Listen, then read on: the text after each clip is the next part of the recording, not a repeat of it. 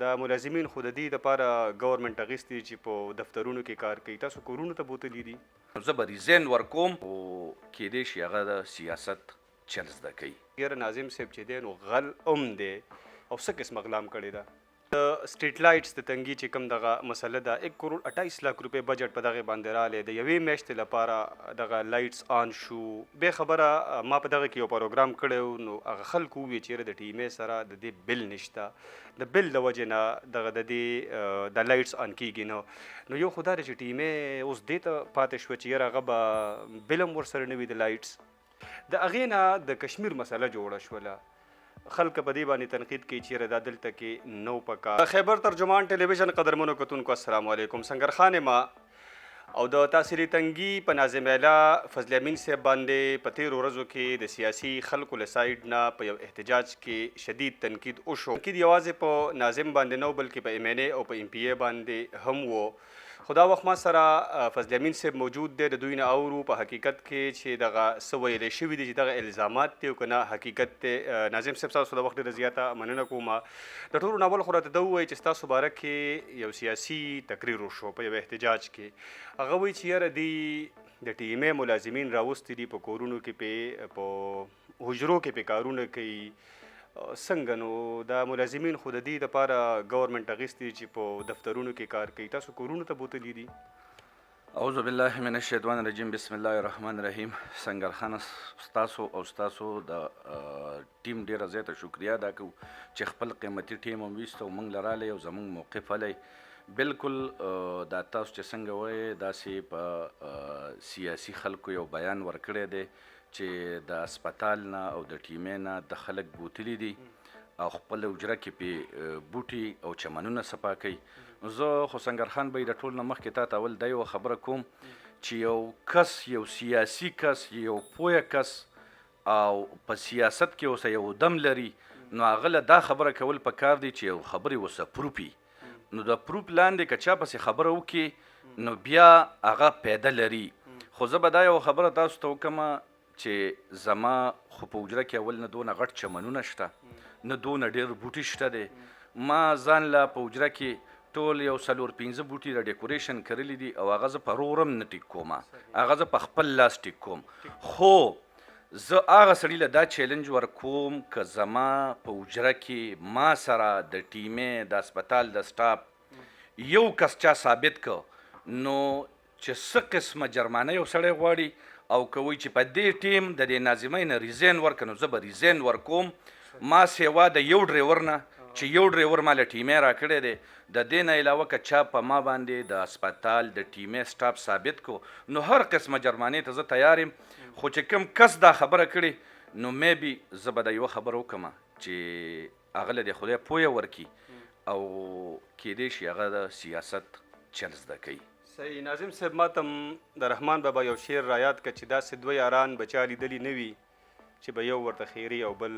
دعا کا. همدغه خلکه ستاسو باندې الزام صرف په دې غځې نه ختموي چې یاره تاسو د ټیمې ملازمین حجرو ته راوستي دي، بلکې هغه وایي چې یاره ناظم صاحب چې دی نو غل دی، تاسو ورته دعا وکړه. اول خو راته ده ووایي چې دعا هم څنګه خولې له راځي او څه قسمه غلام کړې ده. زه به دا هم بیا ووایم چې الله تعالی دې ده له بیا هم پویه ورکړي. زه ټیمې ته راغلی یم او زه به درته دا یو خبره وکړم چې په 15/5/2024 زه ټیمې کې ما حلف اخیستی دی او دی دې راشي ټول ریکارډ دې راوباسي. دی نه زه هر چا له کلم چیلنج ورکوم دا دې ووایي چې د فضل امین د 1 روپۍ اغلا کړې، د 1 روپۍ نه واله چې بره ته څونه ځې د هغې به هم وله زه اجرت یو په ډبل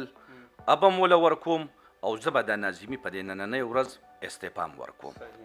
ټیک ده. ناظم صاحب تاسو ډېره غټه دعوه کوئ.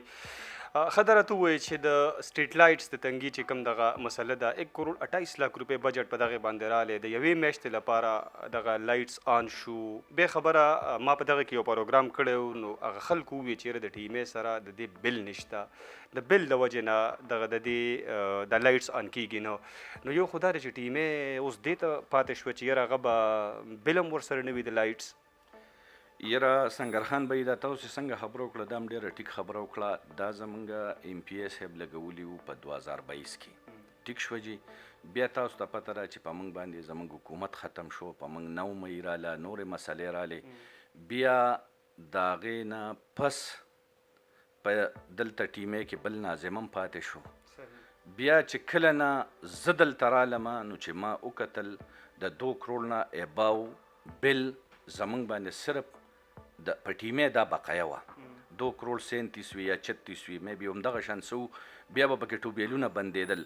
د هغې باوجود به موږ که تا ته دا ووایي په سرکار کې م خپلې پیسې جمع کړي چې د عوامو ته پیدا ورسي بیا هم ترې اخیستي خو دا موقع مناسبت سم دوی له هغه کم کار چې دی روان کړی دی بیا دی الله تعالی زموږ د ایم ان ای ایم پی ای سه زموږ مشرانو سه ډېر زیات ښه وکړي هغوی ته زه کېناستم چې زموږ په ټیمې د بل د وجې دا ټوبیلونه موږ ته بندېږي زه به تاسو ته دا ووایم چې په موږ پسې بل 15-16 لک روپۍ راځي او زموږ د ټیمې چې خلک دا بل ورکړي نو 3 لاک سمثینګ د دې بل راځي د ټوبیلونو خو چونکې به د عوامو له سهولت خبره ده هغوی له به سهولت ورکړي زه هغوی ته لاړم او کېناستم او هغوی لاړه ما ته مخکې منسټر صاحب سره کېناستل نو هغه بل الحمدلله موږ وابډې والا ته ریلیز کو هغه بل هم ختم کو او انشاءالله ډېره زر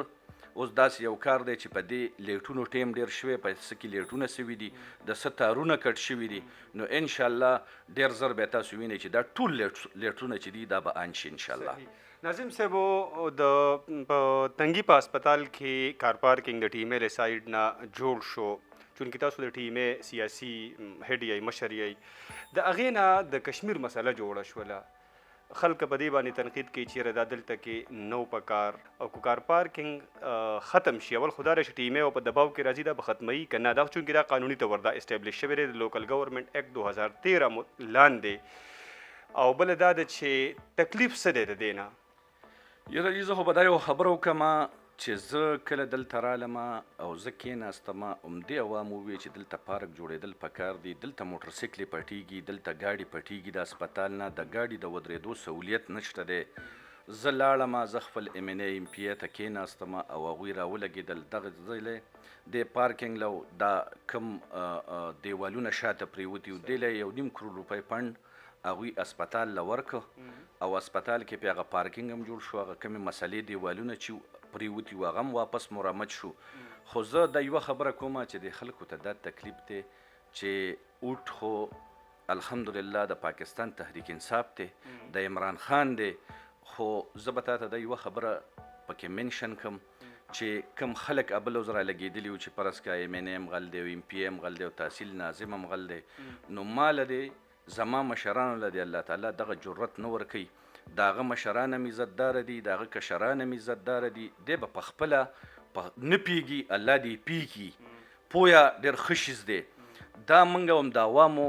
د ریلیف دپاره کړی دی چې د عوام کم ګاډی راولي دا سوري ته ولاړي د ګلۍ نه بچي د نور نه بچي او محفوظي بیا د دې غټه خبره دا ده هغه تاسو زمانه مخکې وي چې دا 2013 ایکټس دی په هغې کې دا راغلي چې په کم ټیمې لاندې په کم تحصیل کې څونه پارکینګ نو دا به ټیمې مینج کوي د هغې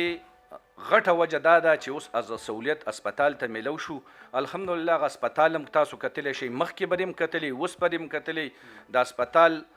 صفایي به دې هم کتلی د هغې سټاف به دې هم کتلی چې زموږ بیمار لا زموږ عوامو له څونه عزت ورکوي خو چونکې دا د زموږ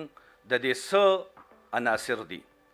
لږ ډېر دي په دې سیاسي پارټو کې دا د هغوی خوښه نه ده او دی په دې عوامو پیرزونه نه ده نو هغوی وایي چې دا غونډ حالت دی واپس خراب شي او هغه سیټ ته لاړ شي چې مخکې پکې خلکو څه کول هغه د چا نه پټ نه دي جي ناظم صاحب اخري سوال کوم چونکې تاسو وایي د سیاسي خلک دي مخالفین دي خو تاسو دا نه ګڼئ چې د هغوی دغه احتجاج په ځای باندې دی چې کله په یو هسپتال کې د پوسټ مارټم دپاره لیډي ډاکټر